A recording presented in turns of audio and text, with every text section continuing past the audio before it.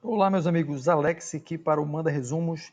Hoje nós vamos falar de phishing, né? É um tipo de malware, tá? O tema é segurança da informação, é um tema que cai cada vez mais nos concursos, não só na área de TI. Nós temos diversos malwares, né? Os malwares são sistemas, né, softwares que causam prejuízos para as pessoas. E dentre deles, um dos mais comuns e os que mais se propagado é o phishing, e tem criado até tipos de phishing diferentes, tá? Vamos ver aqui o que a gente tem de material teórico. Vamos resolver aqui 5 questões desse tema, beleza? Então, né, o phishing, o que é o phishing? O phishing é um ataque, é uma técnica de ataque de engenharia social. Então, o foco nele, diferente dos outros tipos de ataques, não é o software, né, não é o software desenvolvido tecnicamente, e sim uma engenharia social onde você busca enganar usuários para que eles forneçam voluntariamente informações sensíveis como senhas, dados bancários, número de cartões de crédito, informações corporativas lá da empresa, por exemplo, se for um phishing com fins comerciais, né? E o termo phishing, né, a gente colocou aqui uma imagenzinha de um peixezinho pescando, ele vem de pescar, né? Então você vai e tenta fazer uma pescar, né, fazer o phishing, né, pescar informações importantes e aí fazer o uso indevido dessas informações que vão causar prejuízos, né, para as empresas e para as pessoas físicas também, tá? Então, quais são as principais características do phishing, tá? As palavras-chave que você tem que buscar nas questões sobre esse tema. Então, uma palavra muito importante é engenharia social. A gente vai ver que várias questões mencionam a engenharia social, né? O que é engenharia social? É enganar. É quando você engana as pessoas, você explora ali uma falha no comportamento humano, né? A boa vontade, quando as pessoas acreditam na gente, para tirar vantagem disso. Então, não é uma vulnerabilidade técnica, né? É uma vulnerabilidade do comportamento humano. Geralmente ele vai simular uma legitimidade, então vai parecer que é um e-mail de verdade, vai ser um site muito parecido com a URL do site verdadeiro, ligações que vão se passar a fingir ser de uma empresa confiável, que você tem serviços, que você tem relacionamento com ela, tá? Então sempre parece que é legítimo. E outra questão é a urgência, né? Então ele desperta um gatilho de você de urgência e medo, pedindo que você faça aquela ação imediatamente, senão você vai ter sérios prejuízos. Então faça tal coisa, senão sua conta vai ser bloqueada, ou se você vai perder o pagamento, ou se, às vezes fornece também uma vantagem, né? Olha, me faz esse Pix aqui ou me confirma essa informação de um valor baixo e você vai ter acesso a um serviço ou um produto muito caro, tá? Então o phishing ele pode ser personalizado também. Tá? Então tem o phishing massivo, que é aquele disparado para várias pessoas, sem personalização, vários e-mails que vão receber um público muito grande. Tem o spear phishing, esse spear phishing é altamente personalizado para uma pessoa ou um grupo, então é todo adaptado com foco em um grupo específico. Tem o Olin é voltado para executivos e altos cargos. Tem o SMShing, né, smishing, que é via SMS, e tem esse phishing, que seria via ligação telefônica. Então, aqui são alguns tipos de phishing que podem ser cobrados nas suas provas. Então, quais são os vetores de ataque, né? Os vetores de ataque geralmente é um e-mail com um link falso e um anexo malicioso, onde vai tentar fazer com que você clique naquele link, parecendo de algum site, alguma empresa que você tem algum relacionamento. Então vai ser um site muito parecido, uma imagem de um e-mail muito parecido, te induzindo a clicar no link em que vai para um site falso. E naquele site falso você loga, e no momento que você loga, eles capturam essas informações e fazem o uso devido, né?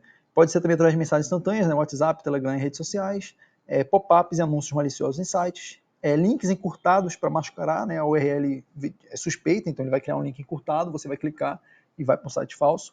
E agora também QR Codes maliciosos, né? Então o cara cria um QR Code e você usa esse QR Code e vai para um lugar diferente, para um lugar errado, tá? Então esses são os principais vetores de ataques. Ele tem um relacionamento com outros ataques, então o phishing pode ser uma porta de entrada para malwares, diversos malwares, cavalos de Troia, né, os Trojans, os keyloggers, e o ransomware também pode ser uma porta de entrada para esses tipos de ataques mais prejudiciais, digamos assim. Vai ter o roubo de credenciais, e com o roubo de credenciais você pode sofrer uma invasão corporativa, tendo a senha do seu usuário, posso logar lá na sua rede interna. Movimentações laterais em redes comprometidas, né, a ter acesso a uma rede, a partir dessa rede ter acesso a outros computadores que estão conectados naquela rede, e ataques de fraudes financeiras empresariais, tá? E aí, quais são os principais sinais de alerta, né? Um remetente estranho ou um condomínio muito parecido, trocar apenas uma letra ali, ele pode trocar a letra do domínio, somente a última letra, e você vai ler rápido, não vai prestar atenção. Links que não correspondem ao domínio oficial, tá? Então, Banco do Brasil, vai ter escrito lá Banco Underline Brasil, por exemplo, e você vai achar que é o site do Banco do Brasil, todo amarelinho, mas não é. Como eu falei, erros gramaticais ortográficos e solicitações sempre urgentes, é sempre tudo muito urgente para você confirmar o dado, ou enviar uma informação ou fazer um pagamento, tá? E as promessas muitas vezes são fora da realidade, onde você vai ter um grande ganho. Então desconfie se a esmola for grande, tá? Bem, técnicas avançadas, como eu falei, tem hoje em dia cada vez mais técnicas avançadas de phishing com inteligência artificial generativa. Um dos que eu marquei de vermelho aqui é o deepfake phishing. Então você pode sofrer um ataque que parece, né, uma fonte confiável que você conhece, falando com você e te pedindo para você fazer alguma coisa, mas vai ser falso. Então tem que tomar muito cuidado, sempre pedir que seja confirmado. Assim como a gente loga e tem o duplo fator de autenticação, dependendo do pedido, você precisa ter uma dupla certificação, né? Pedir um SMS, uma outra mensagem e não acreditar em tudo, tá? Então tem aqui o clone phishing, o homographic attack, né, com caracteres semelhantes, mas o homographic attack você pode pensar que é homográfico, né, de alguma coisa holográfico, mas não é.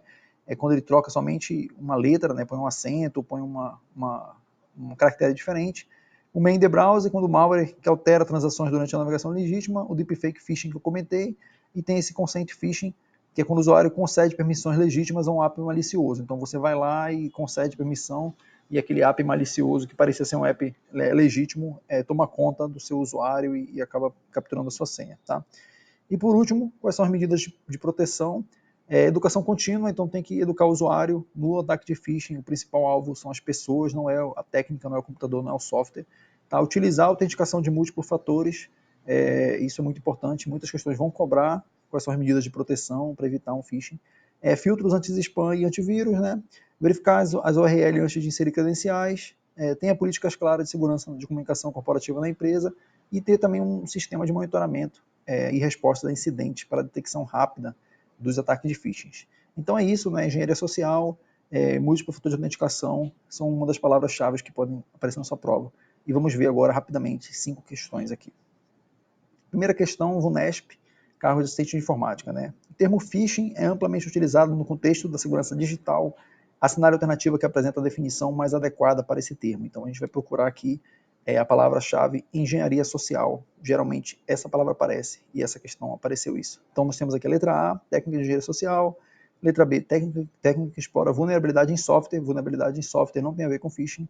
Letra C, técnica que instala um vírus autorreplicante, não tem nada a ver.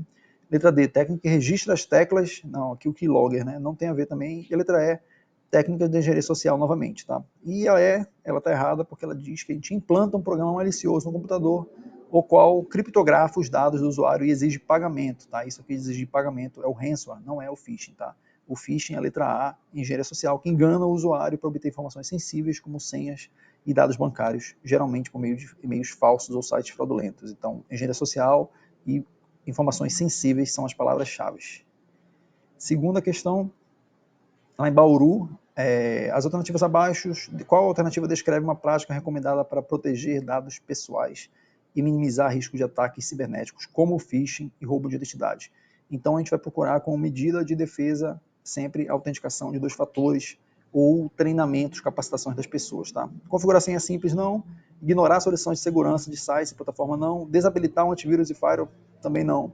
Letra D, utilizar a autenticação de 2 fatores, sempre disponível. Então, sempre busque pela autenticação de 2 fatores, que é uma das principais medidas. É por isso que cada vez mais serviços que a gente utiliza no nosso dia a dia exigem que a gente use essa autenticação de 2 fatores. É chato, mas é a forma de melhorar a segurança.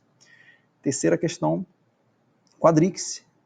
O desenvolvimento de sistemas deve se atentar para a questão de segurança. Ok, com base nessa informação, phishing é uma das ameaças mais comuns da segurança da informação e visa enganar usuários para roubar dados sensíveis. Então é sempre isso, né? É muito comum o objetivo dele enganar o usuário e roubar dados sensíveis. Sempre vai ter essa questão, essa palavra-chave de dados sensíveis. Essa questão aqui está certa. Quarta questão, CESP caiu lá no STJ, né, Superior Tribunal de Justiça, para analista judiciário.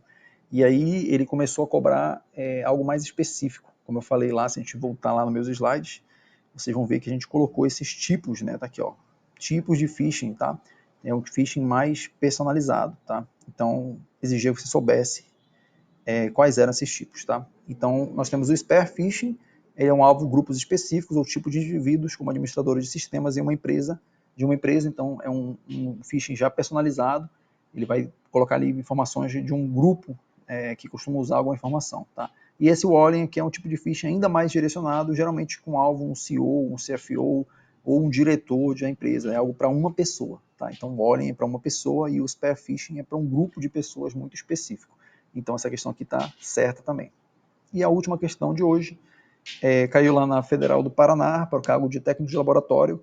Ele vai contar uma historinha aqui e vai pedir que você descreva o que é essa situação, tá? Então, uma empresa está preocupada com a segurança de sua rede interna.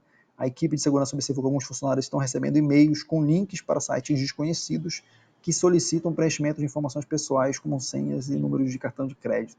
Além disso, em alguns computadores da rede, observou-se a lentidão e presença de programas não autorizados instalados. A cenário alternativo que apresenta a ameaça de segurança descrita e as medidas de segurança que a empresa deve priorizar. Então, qual é o que a gente está vendo aqui, que está sofrendo um ataque de phishing, né? E o que ela deve priorizar é educar os funcionários sobre a segurança, implementar um software antivírus e filtrar e-mails suspeitos, tá? Então, a gente tem duas questões aqui. Uma, provavelmente tem algum malware, né? Algum worm, provavelmente, que está deixando essa rede, esse acesso lento, tá? E o que ele fala de e-mails é o phishing, tá? Ataque de força bruta não é ataque de força bruta, não é o ransomware, porque o ransomware seria a criptografia. Poderia ser um ataque de negação de serviço, devido a essa lentidão que eles estão falando aqui, mas não é o ataque, já que ele falou de e-mails. E o man in the middle também não é, tá? Então essa aqui, letra A, é phishing, possivelmente uma infecção de malware, né, que deve ser um worm, porque está deixando a rede lenta. E as ações são educar os funcionários, então sempre essas questões podem cair dando essa alternativa de educar os funcionários, né, capacitar os funcionários, que o phishing, o elo fraco são as pessoas, tá? E implementar um software antivírus e filtrar os e-mails suspeitos é uma outra medida. Espero que vocês tenham entendido um pouco sobre phishing. Para mais conteúdo, siga aqui o nosso canal, manda resumos, e muito obrigado, e até a próxima. Tchau, tchau.